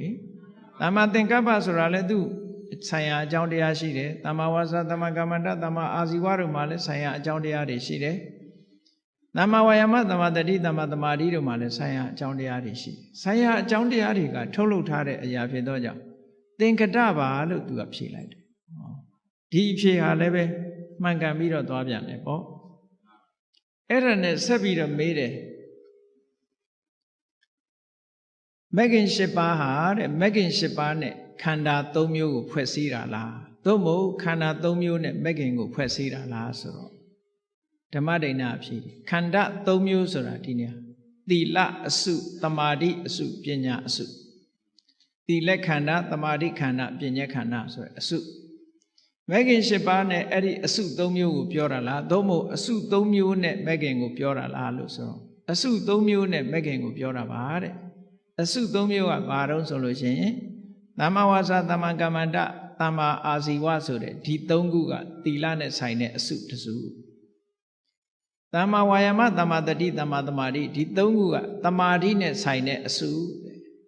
သမ္မာဒိဋ္ဌိသမ္မာသင်္ကပ္ပဒီနှစ်ခုကပညာနဲ့ဆိုင်တဲ့အစုလို့အဲ့ဒါလို့ရှင်းလင်းခွဲပြီးတော့ဖြေဆိုလိုက်တဲ့အခါကျတော့သိကျေနပ်သွားတယ်ကျေနပ်သွားလို့နောက်ထပ်မေးခွန်းတွေဆက်ပြီးတော့မေးပြန်တယ်ဒါအခြေခံအနေနဲ့သောတပန်ဖြစ်ပြီဆိုတာကိုတဂရကံအဆင့်လောက်ရောက်သွားပြီဆိုတာသူ့စိတ်ထဲမှာတော်တော်ကျေနပ်သွားလို့သူဆက်ပြီးတော့မေးတယ်တမာဓိဆိုတာဘာလဲတဲ့ဒီမေးခွန်းထပ်မေးတယ်တမာဓိဆိုတာစိတ်ရဲ့တည်ငြိမ်မှုလေးပေါ့စိတ်တတဧကဂတစိတ်ရဲ့အာယုံတစ်ခုတည်းပေါ်မှာထားနိုင်တဲ့စွမ်းရည်တတ္တိရှိတဲ့သဘာဝတရားလို့ဒီလိုဖြေလိုက်တယ်ဒါလည်းတမာဓိကိုရရှိထားတဲ့ပုဂ္ဂိုလ်ကတိုက်ရိုက်ဖြေဆိုနိုင်တဲ့အဖြေမျိုးပဲပေါ့နော်နောက်တစ်ခုမေးပြန်တယ်သူကတမာဓိကတော့ဧကဂတစိတ်ရဲ့တည်ငြိမ်မှုအာယုံတစ်ခုတည်းပေါ်မှာထားနိုင်မှုဆိုတာတမာဓိဟုတ်ပြီအဲ့ဒီတမာဓိနိမိတ်တတမာဓိရဲ့အာယုံကဘာလဲလို့ဆိုတော့တမာဓိရဲ့အာယုံဆိုတာတခြားမဟုတ်ပါဘူးတဲ့ကာယစိတ်တဝေဒနာဓမ္မလို့ဆိုတဲ့တတိပဋ္ဌာန်အာယုံ၄မျိုးပါလို့ဓမ္မဒိဏဖြေတယ်အဲ့တော့သူတို့ကတော့ဝိသခာကလည်းအနာဂံအဆင့်ဆိုတော့ဒီအဖြေလေးတွေဟာချင်းချင်းဖြေတာနဲ့သူလည်းနားလဲတယ်ပေါ့နော်နောက်တစ်ခုကတမာဓိရဲ့အချမ်းရံတမာဓိအတွက်အရေးပါတဲ့အထောက်အကူပြုတဲ့တရားကဘာလဲလို့ဆိုရင်သမ္ပပ္ပတံတရား၄ပါးပါသမ္ပပ္ပတံတရား၄ပါးဆိုတာသမ္မာဝါယာမကိုပဲပြောတာပဲသမ္မာဝါယာမကိုရှုထောင့်၄မျိုးနဲ့ပြောမယ်ဆိုရင်သမ္မာဝါယာမဟာဆောင်ရွက်မှုရှုထောင့်၄မျိုးရှိတယ်ရှုထောင့်၄မျိုးကဘာလို့ဆိုရင်မဖြစ်သေးတဲ့အကုသိုလ်မဖြစ်အောင်ဖြစ်ပြီးသားအကုသိုလ်ကိုဖယ်ရှားနိုင်အောင်ကြိုးပမ်းအထောက်မှုမဖြစ်သေးတဲ့အကုသိုလ်တွေမဖြစ်ရလေအောင်ကြိုးပမ်းအထောက်မှုကတစ်ခုဖြစ်ပြီးသားအကုသိုလ်တွေကိုဖယ်ရှားနိုင်အောင်ကြိုးပမ်းအထောက်မှုကတစ်ခုနောက်မဖြစ်သေးတဲ့ကုသိုလ်တွေဖြစ်အောင်ကြိုးပမ်းအထောက်မှုကတစ်ခုဖြစ်ပြီးသားကုသိုလ်တရားတွေတိုးပွားလာအောင်ကြိုးပမ်းအထောက်မှုကတစ်ခုတဲ့အဲ့ဒါကိုသမ္မပဋ္ဌာနာမှန်ကန်တဲ့လုံးလားလို့ဆိုပြီးအဲ့ဒါဟာတမာဓိရဖို့အတွက်အရေးကြီးတဲ့အထောက်အကူတွေဖြစ်ပါတယ်လို့ဒီလိုဖြေတယ်ဒါဖြင့်ရှင်မတမာဓိဘာဝနာဆိုတာဘာအရုံးဆိုတမာဓိတရားအချိန်ချင်းအာယုံနဲ့ကပ်ပြီးတော့စိတ်ကလေးကိုတမာဓိရအောင်လေ့ကျင့်နေတာဟာတမာဓိဘာဝနာပဲကဲဘုန်းကြီးတို့တွေလည်းထွက်လေဝင်လေလေးကိုဥပမာမဲ့မှတ်နေတယ်ဆိုလို့ရှိရင်ဒါတမာဓိကိုတိုးပွားနေအောင်လုပ်နေတာပဲလေထွက်လေဝင်လေလေးကိုစုပြီးတော့ရှုနေတယ်ဆိုတာဟာစိတ်ကလေးကိုထွက်လေဝင်လေအာယုံလေးတစ်ခုပေါ်မှာပဲ ခိုင်မြဲနေအောင်ကြိုးပမ်းအားထုတ်ပြီးရှုမှတ်ပွားများနေတာတမာရိဘာဝနာပေါ့အဲ့ဒါကိုဖြေလိုက်တော့ကျင့်တတ်ပြီးတော့နောက်ထပ်15ခုမြောက်မေးခွန်းတစ်ခုသူဆက်ပြီးတော့မေးတယ်သင်္ခါရဆိုတာဘယ်နှမျိုးရှိသလဲတဲ့သူမေးတာသင်္ခါရဘယ်နှမျိုးရှိတော့ဆိုတော့သင်္ခါရဆိုတာ3မျိုးရှိပါတယ်တဲ့ကာယသင်္ခါရဝစီသင်္ခါရစိတ်သင်္ခါရ3မျိုးရှိတယ်မှန်သွားပြီ3မျိုးရှိတော့အဲ့ဒီ3မျိုးဟာကာယသင်္ခါရဝစီသင်္ခါရစိတ်သင်္ခါရ3မျိုးလို့ဖြေလိုက်တယ်ဖြေလိုက်တဲ့အခါသူကဆက်ပြီးတော့မေးတယ်ဒါဖြင့်ကာယသင်္ခါရဆိုတာဘာခေါ်တာတော့ကာယသင်္ခါရဆိုတာထွက်လေဝင်လေအတ္တတပတ္တတာကိုခေါ်တာပါအတ္တတပတ္တတာကာယသင်္ခါရောထွက်လေဝင်လေကိုကာယသင်္ခါရလို့ခေါ်ပါတယ်တဲ့ဘာဖြစ်လို့ခေါ်တာတော့တဲ့သူကဆက်မေးဒါကထွက်လေဝင်လေဆိုတာဘုန်းကြီးတို့ကစဉ်းစားကြည့်ပေါ့ခန္ဓာကိုယ်နဲ့ဆက်ဆက်နေတာမဟုတ်လားထွက်လေဝင်လေဆိုတာနှာခေါင်းရှိရမယ်အဆုပ်ရှိရမယ်ဟုတ်တယ်မဟုတ်လားနှာခေါင်းနဲ့အဆုပ်မရှိလို့ရှိရင်ရပါမလားနှာခေါင်းပေါက်နဲ့အဆုပ်နဲ့ထွက်လေဝင်လေဆိုတာဖြစ်တယ်အဲ့တော့နှာခေါင်းပေါက်တို့အဆုပ်တို့ဆိုတာကာယပဲလေအဲ့ဒီကာယနဲ့ဆက်ဆက်ပြီးတော့ကာယကိုပြုပြင်နေတဲ့သဘာဝတရားဖြစ်သည့်အတွက်ကြောင့်ထွက်လေဝင်လေကိုကာယသင်္ခါရလို့ဒီလိုခေါ်ပါတယ်ဘုန်းကြီးတို့ဂျာမနီသွားတော့ကကာယသင်္ခါရဆိုတာဘာလဲလို့ဂျာမန်တယောက်ကမေးတော့အေးကာယသင်္ခါရဆိုတာအတ္တတပတ္တတာကိုကာယသင်္ခါရလို့ခေါ်တယ်ဘယ်မှာပါတော့ဆိုအဘိဓမ္မာမှာပါတယ်လို့အဘိဓမ္မာမှာသင်္ခါရယမိုက်ဆိုတာရှိတယ်အဲ့ဒီသင်္ခါရယမိုက်မှာလဲကာယသင်္ခါရဆိုတာအတ္တတပတ္တတာကာယသင်္ခါရလို့ဟောတာသူတို့အနောက်တိုင်းကဥရောပတချို့လူတွေကအဘိဓမ္မာတဲ့သုတ်တံကိုပို့ပြီးတော့ဦးစားပေးခြင်းတယ်ဒါကြောင့်မို့သုတ်တံထဲမှာရောပါလားလို့ဆိုပါတယ်လို့ဟောဒီသုလဝေဒနာသုံးမှာပါတယ်အဲ့ဒီကြမှာသူမေခွန်းရပ်သွားနော်အဲ့တော့ကာယသင်္ခါရဟာခန္ဓာကိုယ်နဲ့ဆက်ဆက်ပြီးတော့ဖြစ်ပြီးတော့နေသည့်အတွက်ကြောင့်ခန္ဓာကိုယ်ကိုအရှိတည်ထအောင်ဒီထွက်လေဝင်လေလေးကခန္ဓာကိုယ်အရှိတည်ထအောင်လုပ်နေတဲ့သဘောလည်းရှိတယ်ဒါကြောင့်မို့လို့ကာယသင်္ခါရခန္ဓာကိုယ်ကိုပြုပြင်တည်ဆောက်ပေးနေတဲ့အရာလို့ဆိုတဲ့အဓိပ္ပာယ်နဲ့ထွက်လေဝင်လေကိုခေါ်တာပါတခြားမခေါ်ဘူးလေနော်ဒါဖြင့်ဝစီသင်္ခါရဆိုတာဘာခေါ်တာတော့ဝစီသင်္ခါရဆိုတာဝိတက်နဲ့ဝိစာရစာလို့ပြောရင်အတွေးနဲ့အကြံအတွေးနဲ့အကြံဒီနှမျိုးကိုတွေးတောမှုနဲ့ကြံစီမှုဒီနှမျိုးကိုဝစီသင်္ခါရလို့ခေါ်တယ်ဘာဖြစ်လို့တွေးတောမှုနဲ့ကြံစီမှုဝိတက်နဲ့ဝိစာရကိုဝစီသင်္ခါရလို့ခေါ်တာတော့နဲ့ထပ်မေးတော့သူကဖြေတယ်လူတွေဟာတဲ့စကားပြောတော့မယ်ဆိုလို့ရှိရင်မပြောခင်ကတွေးပြီးကြံစီပြီးမှပြောတာတဲ့သိကြရလားကိုပြောမယ်ဆိုလို့ရှိရင်တွေးပြီးမှပြောတာကြီးပဲဘာပြောမယ်ဆိုတာတွေးတာကြီးပဲကိုယ့်ကကိုယ်လည်းစဉ်းစားကြည့်ပေါ့နော်တယောက်ယောက်ကိုပြောမယ်ဆိုရင်တွေးထားတာတွေးပြီးသားကြံစီပြီးသားတွေးကြံထားတာကိုမှပြောတာလေတချို့ကြတော့ပို့ပြီးတော့စကားလုံးရွေးချယ်တာတို့ဘာတို့ဓာတ်တောင်လောက်ရသေးတာပဲလေစကားလုံးပြောမယ်ဆိုရင်အမှတ်တမဲ့ပြောလိုက်လို့ရှိရင်နှုတ်ကကြမ်းကြမ်းထန်ထန်ထွက်သွားတာမျိုးတွေလည်းရှိတယ်စိတ်အနေထားအတိုင်းဒီဝစီခါရဆိုတဲ့အရာဖြစ်သွားတယ်အဲ့တော့တွေးတောမှုနဲ့ကြံစီမှုဒီနှစ်ခုသည်စကားကိုဖြစ်ပေါ်စေတတ်တာဖြစ်သောကြောင့်သူတို့ကိုဝစီသင်္ခါရလို့ခေါ်တာပါတဲ့ဒါဖြင့်ရှင်မနောစိတ်တသင်္ခါရဆိုတာတော့ဘာတော့ဆိုတင်ညာနဲ့ဝေဒနာကိုစိတ်တသင်္ခါရလို့ခေါ်တယ်တင်ညာဆိုတာအာယုတစ်ခုကိုမြင်လိုက်ရင်မှတ်ထားတာဝေဒနာဆိုတာအာယုနဲ့တွေ့တဲ့အခါအတွေ့အကြုံတစ်ခုရသွားတာခံစားတာလို့ခေါ်တယ်ဟုတ်ကဲ့လူတွေမှာတစ်ခါတွေ့ပြီးရင်မှတ်တဲ့သဘောလေးတွေကရှိတယ်လေအဲ့ဒါကိုစိတ်မချတဲ့အခါကျတော့စာရွက်လေးနဲ့ဘောပင်နဲ့မှတ်ထားရှိသေးတယ်မနိုင်တဲ့ဟာကြတော့နိုင်တာကြတော့သူကသူစိတ်ကမှတ်သွားတာနေ့စဉ်နဲ့အမျှအမှတ်ဆိုတာရှိတာမှတ်ထားရှိလို့နောက်ပြန်တွေ့တဲ့အခါမြင်တာပေါ့ဒူရင်သည်တစ်ခါမြင်ပြီးရင်နောက်တစ်ခါကျဒူရင်သည်ဟောဘာမှတ်ထားတော့ပြင်ဘက်ကစူးတွေလည်းမှတ်ချင်းမှတ်ထားမယ်အနံ့လည်းမှတ်ချင်းမှတ်ထားအဲ့ဒီဒူရင်သည်အနံ့ကဒီပြင်အသီးကအဲ့ဒီအနံ့မျိုးလာရင်ဒူရင်သည်လို့ပဲထင်တော့တာပဲမှတ်ထားတာဟုတ်သူက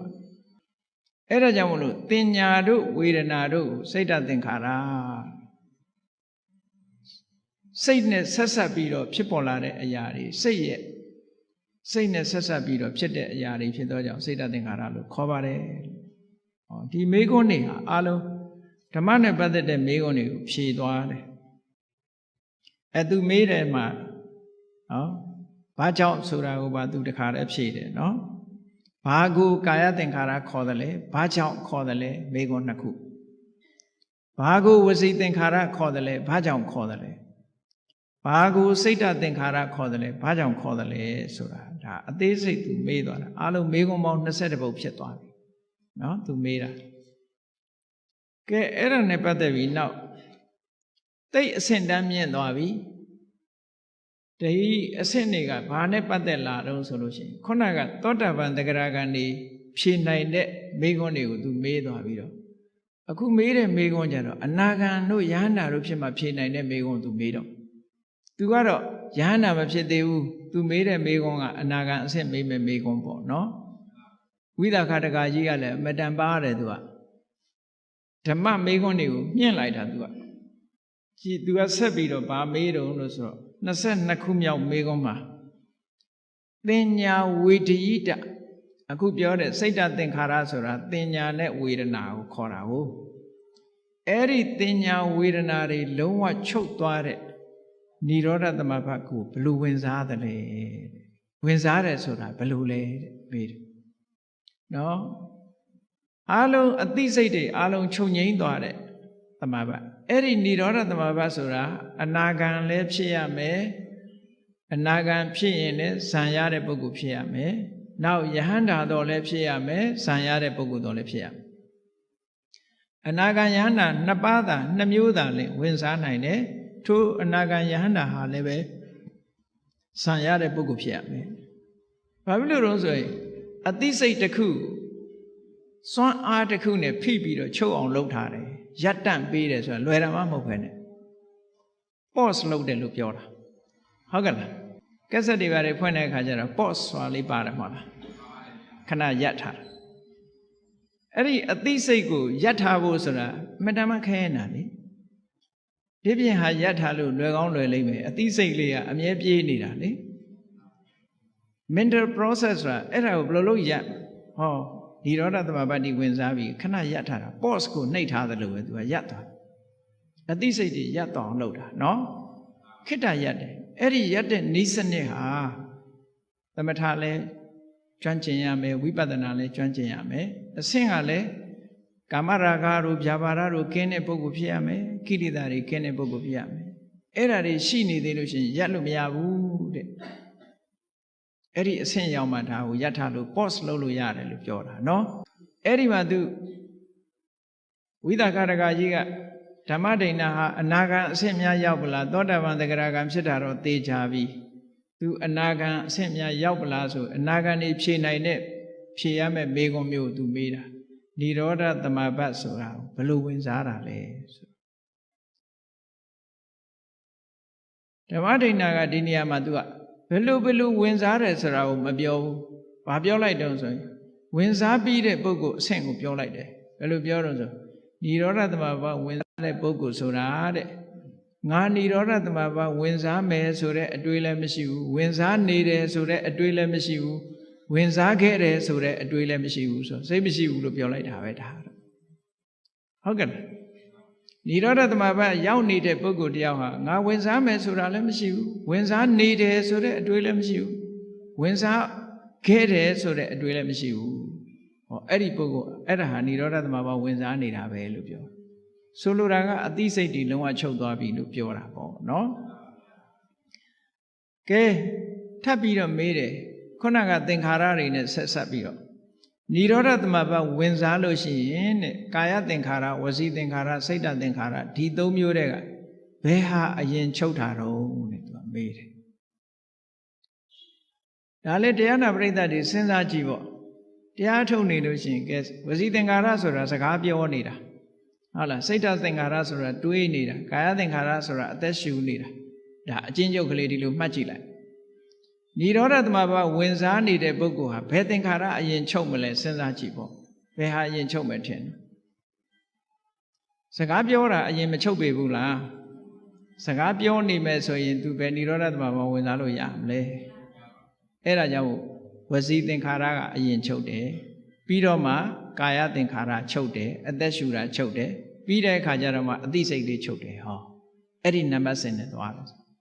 ဒါအကြမ်းမြင်တွေးကြည့်ပေါ့နော်ဝစီသင်္ခါရကအရင်ချုပ်တယ်နောက်ပြီးတော့ကာယသင်္ခါရဆိုတဲ့အသက်ရှူမှုချုပ်တယ်နောက်ပြီးတော့စိတ်ဓာတ်သင်္ခါရလို့ဆိုတဲ့မှတ်သားမှုနဲ့ခံစားမှုချုပ်သွားတယ်ပေါ့ဒီလိုဆိုလို့တယ်နော်အဲ့ဒီမိကုံးကလည်းဓမ္မဒိဏထေရီမှာဖြေလိုက်တယ်ကဲကောင်းပြီនិရောဓသမဘကထတယ်ဆိုတာဘယ်လိုလဲထတယ်ဆိုတာဇံကိုရုပ်သိမ်းလိုက်တာရပ်တန့်လိုက်တာပေါ့ခုနကစိတ်ကို pause လုပ်ထားတာကိုပြန်ပြီးတော့ခလုတ်ဖြုတ်လိုက်တာပေါ့အဲ့လိုဖြုတ်လိုက်လို့ရှိရင်ဘယ်လိုဖြုတ်ထားလဲလို့မေးတဲ့အခါကျတော့အေးនិရောဓသမဘကထတဲ့ပုဂ္ဂိုလ်ဟာလည်းပဲတဲ့ငါនិရောဓသမဘဝင်စားအောင်မယ်ဆိုတာလည်းအတွေးမရှိဘူးဝင်စားနေတယ်ဆိုတဲ့အတွေးလည်းမရှိဘူးဝင်စားခဲ့တယ်ဆိုတဲ့အတွေးလည်းမရှိဘူးတဲ့ဒီသုံးမျိုးပဲပြောတယ်ပြန်ပြီးတော့ဘာဖြစ်လို့တုံးဆိုတော့និရောဓသမဘကထားလိုက်တဲ့ပုဂ္ဂိုလ်မှာအနာဂံဆိုလို့ရှိရင်အနာဂါမိဖို့စိတ်ကဝင်လာတာချက်ချင်းဖြစ်အဲ့ဒီအနာဂါမိဖို့စိတ်ရဲ့အာယုံကနိဗ္ဗာန်သာဖြစ်တယ်တခြားမတွေးဘူးဟုတ်ကဲ့လားယဟန္တာဆိုလို့ရှိရင်ရတ္တဖို့စိတ်ကလေးပေါ်လာတယ်အဲ့ဒီရတ္တဖို့စိတ်ကလေးဟာနိဗ္ဗာန်ကိုအောင်ပြုတယ်ဒါကြောင့်မို့ခုနအတွေးတွေရှိနိုင်ပါမလားရှိနိုင်ဘူးအဲ့ဒါကို तू ကလက်တွေ့နဲ့ရှင်းပြီးတော့ပြလိုက်တာကဲနောက်ပြီးတော့မေးတယ်និရောဓသမဘကထလာတဲ့ပုဂ္ဂိုလ်မှာတဲ့និရောဓသမဘကိုရုပ်သိမ်းရပ်တန့်လိုက်တဲ့ပုဂ္ဂိုလ်မှာတဲ့ကာယသင်္ခါရဝစီသင်္ခါရစိတ်ဓာတ်သင်္ခါရဘယ်သူစဖြစ်မလဲဘယ်ဟာကစဖြစ်တာတော့သူမေးလိုက်တယ်နော်ဘယ်ဟာစဖြစ်တုံးဆိုတော့စိတ်ချုပ်ထားတဲ့ပုဂ္ဂိုလ်တယောက်ဟာစိတ်ကစဖြစ်မှာပေါ့နော်စိတ်ပြီးပြီဆိုတဲ့အခါအသက်ရှူမှုကာယသင်္ခါရဖြစ်တယ်ပြီးတော့စကားပြောမှုဆိုတဲ့ဝစီသင်္ခါရဖြစ်လာတယ်ပေါ့ဒါនិရောဓသမဘာမှာထတဲ့အခါသင်္ခါရအစဉ်ကတစ်မျိုးအဲ့ဒါလို့ဖြေလိုက်တော့သူ့အဖြေဟာလုံးဝအမှားယွင်းမရှိပြည့်စုံပြီးတော့သွားတယ်ဒါအနာဂံပုဂ္ဂိုလ်တွေဖြေနိုင်တဲ့မိခွန်းတွေပေါ့နော်နောက်နံပါတ်29အနေနဲ့သူဗာမေးတော့ဆိုလို့ရှိရင်និရောဓသမဘကនិရောဓသမဘဝင်စားပြီးတော့និရောဓသမဘကထလာတဲ့ပုဂ္ဂိုလ်ထတယ်ဆိုတဲ့စကားလုံးကိုသုံးတာကကြည့်အိပ်ပျော်ပြီးအိပ်ရာကထတယ်ဆိုတဲ့သဘောမျိုးပြုံးသုံးထားတာနော်သမဘဝင်စားပြီးသမဘကထလာတဲ့ပုဂ္ဂိုလ်မှာတဲ့သူ့စိတ်လေးဟာဘယ်ကိုညွတ်နေတော့ဒါလေးကိုမေးတယ်ခုနတုန်းကစိတ်တွေရပ်တန့်ထားတာကိုအဲ့ဒီရပ်တန့်ထားတဲ့စိတ်ကလေးပြန်ပေါ်လာတဲ့အခါကျတော့ဒီစိတ်ကလေးကဘယ်နေရာမှာ तू သွားနေတယ်တော့ तू ကဘယ်ပေါ်မှာညွတ်နေတော့ဘယ်မှာပျော်မွေ့နေတော့လို့မေးတဲ့အခါကျတော့ဝိဝေကနေနာတဲ့သင်္ခါရတရားတွေကင်းစိတ်မှုပေါ်မှာငြိမ့် तू ကညွတ်နေတယ်ဆိုလိုတာကဝိဝေကဆိုတာဥပရိဝိဝေကဆိုလို့ရှိရင်နိဗ္ဗာန်ကိုရည်ညွှန်းတာမျိုးပဲနော်အဲ့တော့သင်္ခါရတရားတွေလုံးဝချုပ်သွားစိတ်တွေလုံးဝချုပ်သွားတဲ့ပုဂ္ဂိုလ်တရားပြန်ပြီးတော့အဲ့ဒီစိတ်တွေချုပ်သွားရကနေပြန်ပေါ်လာတဲ့အခါကျတော့သူ့စိတ်လေးဟာအဲ့ဒီချုပ်ငြိမ်းသွားတဲ့အနေအထားပေါ်မှာညွတ်နေမှာပေါ့အိယာကထတဲ့အခါကျတော့ဘာတွေဖြစ်ပြန်အိတ်ချင်စိတ်ကလေးတွေဖြစ်နေထမှာနော်အဲ့ဒါလို့ဝိဝေကနေနဝိဝေကပောနဝိဝေကပပ္ပရကင်းစိတ်မှုဆိုတဲ့ဝိဝေကသဘာဝတရားပေါ်မှာစိတ်ဟာညွတ်နေပါတယ်ဒီလိုဖြေတယ်ဒါက29နံပါတ်မေခွန်းရဲ့အဖြေ28ကျတော့ဘာဖြေလဲဆို तू ကအနာဂံဆိုတော့ तू ဒီအဆင့်နဲ့ပဲ तू ကုန်ပြီဒါပေမဲ့ तू ကရှေ့ဆက်ပြီးတော့မေးသေးတယ် तू နော် तू ကျင့်တတ်နေပြီမေခွန်းရဲ့အဖြေကိုကျင့်တတ်နေပြီတကယ်ဓမ္မဒိဏဟာအနာဂံတော့ဖြစ်နေလောက်ပြီဆိုတာ तू ဆုံးဖြတ်ချက်ချသွားအဲ့ဒီမှာ तू ဘာတွေဆက်မေးတော့ဆိုဝေဒနာဘယ်နှမျိုးရှိတော့အဲ့ဒါမေးတယ်ဝေဒနာဘယ်နှမျိုးရှိတော့လို့ဆိုဝေဒနာ3မျိုးရှိတယ်တဲ့ဘာဝေဒနာတွေတုံးဆိုဒုက္ခဝေဒနာဒုက္ခဝေဒနာအဒုက္ခမဒုက္ခဝေဒနာ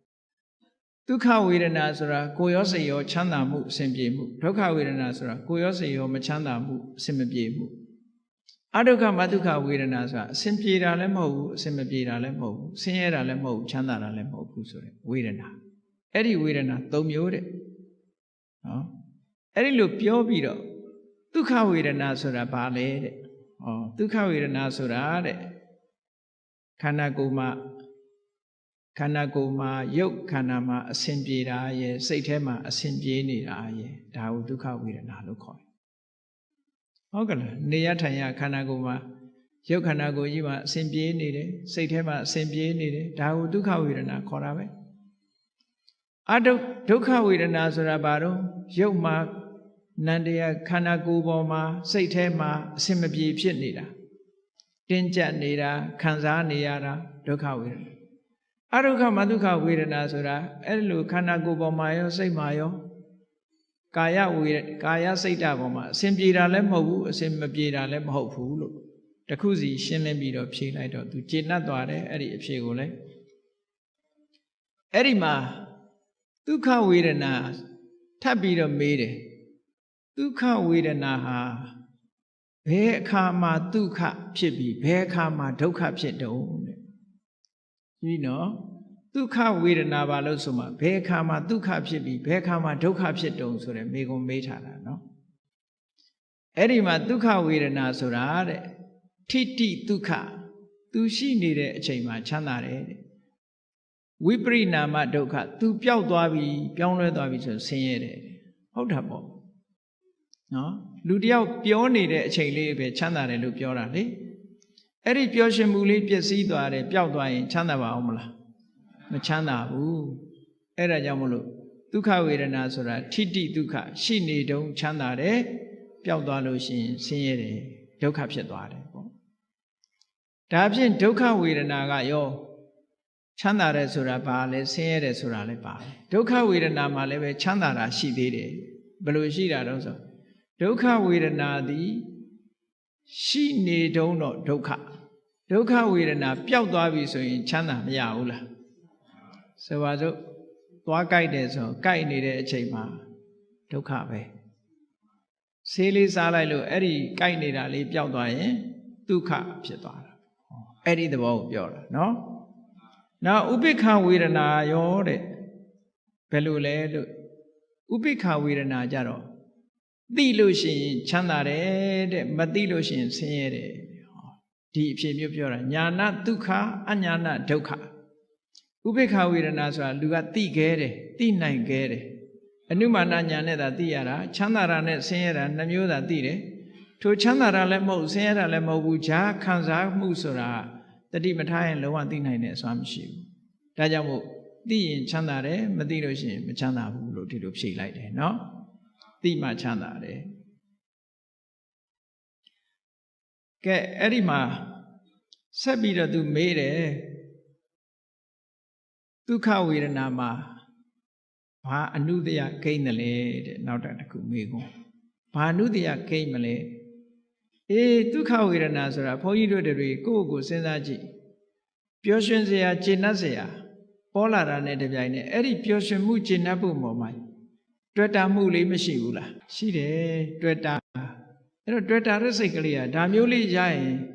ဒီစိတ်ကလေးပြန်ပေါ်တယ်ပေါ့ဟုတ်ကဲ့လားအဲ့ဒါကြောင့်မို့လို့ဘာကိန်းတာတော့ဆိုရာဂနုတ္တယကိန်းတယ်အတွေ့တာလေးကိန်းသွားတယ်ပေါ့မျက်စိကမြင်လို့နှစ်သက်စရာလေးတွေ့တယ်ချမ်းသာတယ်အဲ့ဒီချမ်းသာမှုလေးကိုနောက်ထပ်လိုချင်တယ်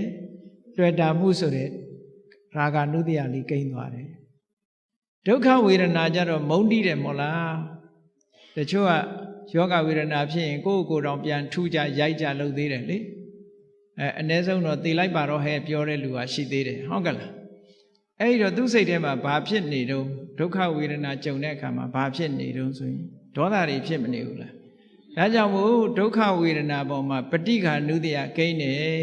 တဲ့ဒေါသကိန်းနေပေါ့နောက်ဒါမျိုးဖြစ်ရင်ဒေါသထွက်မှာပဲနောက်ဒါမျိုးဖြစ်ရင်ဒေါသထွက်မှာပဲသူကနော်အနုတ္တယဆိုတာကအကြောင်းဆုံးလာလို့ရှိရင်ဖြစ်လာမဲ့အနေအထားတစ်ခုကိုပြောတာအနုရူပံကာရဏံလဘိတ္တဝဥပ္ပစ္စတိနော်သင်လျော်တဲ့အကြောင်းဆုံးပြီးသွားလို့ပေါ်လာတဲ့သဘောကိုပြောတာအဒုက္ခမဒုက္ခဝေဒနာပေါ်မှာတော့ဘ ဘာအနုတ္တယကိန်းတုံးဆိုတော့အဝိဇ္ဇာအနုတ္တယကိန်းတယ်ဘာလို့ဆိုသိမှမသိလိုက်တာဟုတ်မသိလိုက်တာလည်းပဲအဝိဇ္ဇာအနုတ္တယပဲ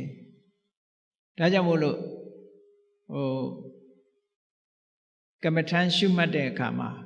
မရှုမှတ်နိုင်လို့လွတ်သွားပြီဆိုလို့ရှိရင်အဝိဇ္ဇာနုတ္တယတွေကိန်းတယ်လို့ပြောတာဒါလည်းစသိနေရမယ်မသိလိုက်ဖ ೇನೆ ဒီတိုင်းလွတ်လိုက်ပြီဆိုလို့ရှိရင်အဲ့ဒီပေါ်မှာအဝိဇ္ဇာဖြစ်သွားတယ်ပေါ့ဒါမို့အဒုက္ခမဒုက္ခဝေဒနာမှာအဝိဇ္ဇာနုတ္တယကိန်းတယ်လို့ဒီလိုဖြေတယ်ဒါဖြင့်ဒုက္ခဝေဒနာနဲ့ပတ်သက်ပြီးတော့ဘာအနုတ္တယကိုပယ်ဖို့လိုတော့ဆိုရင်ဒုက္ခဝေဒနာနဲ့ပတ်သက်လာလို့ရှိရင်တွေ့တာမှုဆိုတဲ့ရာဂနုတ္တယပယ်ဖို့လိုတယ်အဲ့ဒါမပယ်နိုင်လို့ရှိရင်ဘုန်းကြီးတို့တွေဟာဟောဒီဒုက္ခလာတိုင်းရာဂဖြစ်နေမှာပဲဒုက္ခဝေဒနာမှာပဋိက္ခဏုတ္တယကိုပယ်ရမယ်ဒေါသအဒုက္ခမဒုက္ခဝေဒနာမှာအဝိဇ္ဇာနုတ္တယကိုပယ်ရမယ်မပယ်နိုင်လို့ရှိရင်ဒါတွေထပ်ဆင့်ပြီးတော့လာနေမှာပဲလို့ဒီလိုဆိုလိုတယ်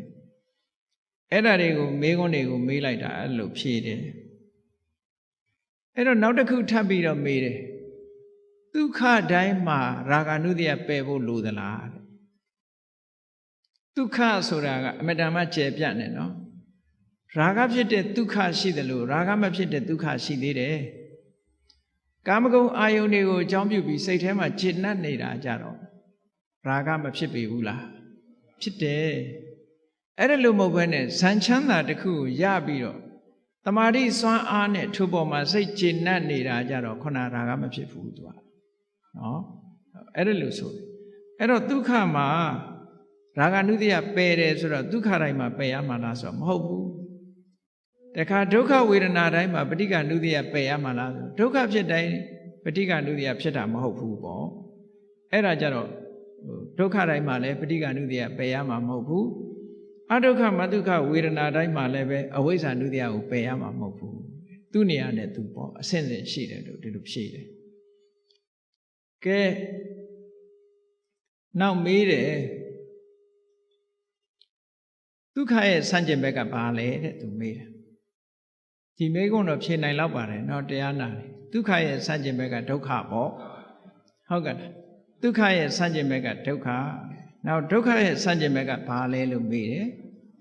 ဒုက္ခပဲပေါ့နောက်အဒုက္ခမဒုက္ခရဲ့ဆန့်ကျင်ဘက်ဆိုတာသူ့ကြောင့်ပေါ်လာတဲ့သဘောတရားကိုပြောတာအဒုက္ခမဒုက္ခရဲ့ဆန့်ကျင်ဘက်ကအဝိဇ္ဇာတဲ့အဲ့လိုဖြေတယ်သူကအဝိဇ္ဇာဖြစ်ပေါ်တတ်လို့ပြောတာเนาะအဲ့တော့ तू မေးတဲ့မေးခွန်းတွေဟာကြည့်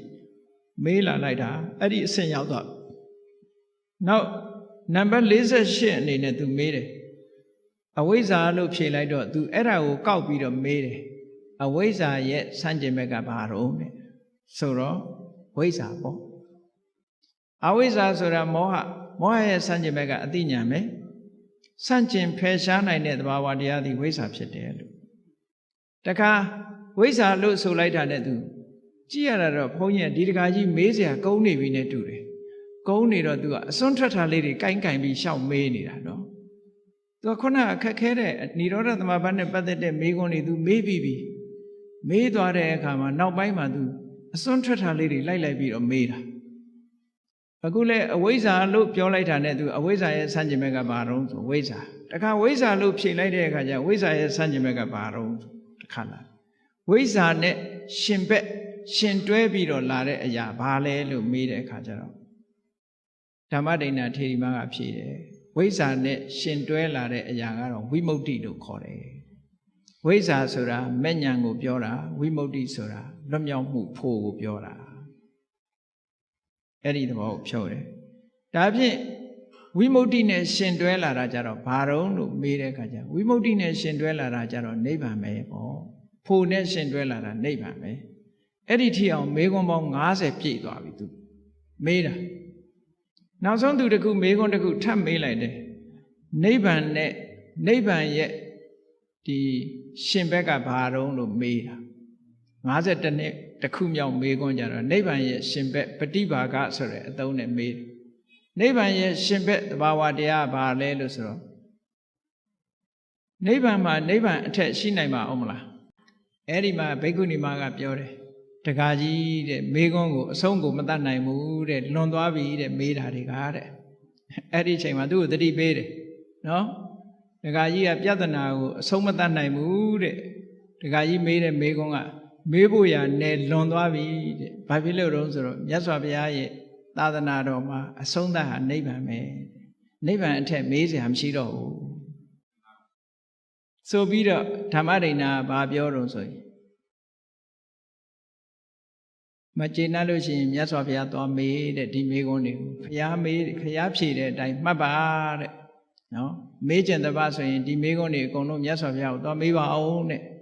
မေးလို့မြတ်စွာဘုရားဖြေတဲ့အတိုင်းမှတ်ပါတဲ့သူဖြေတာတယ်မှားမယ်ထင်လို့ရှိရင်အဲ့ဒီမှာသွားမေးပါအောင်လို့ပြော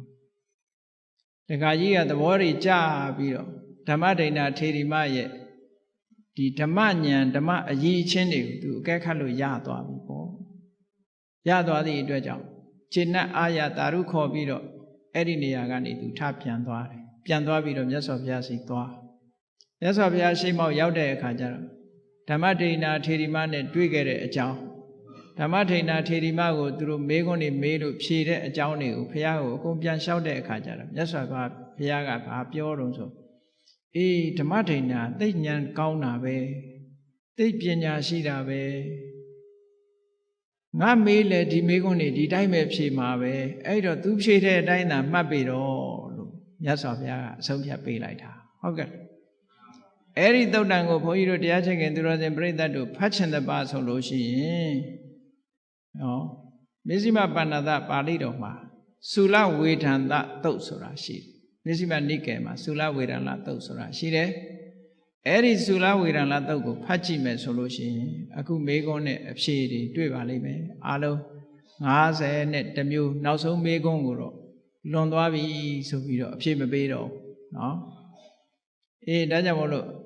ဓမ္မဒိဋ္ဌာထေရီမရဲ့ဓမ္မအဖြေတွေဆိုတာဟာ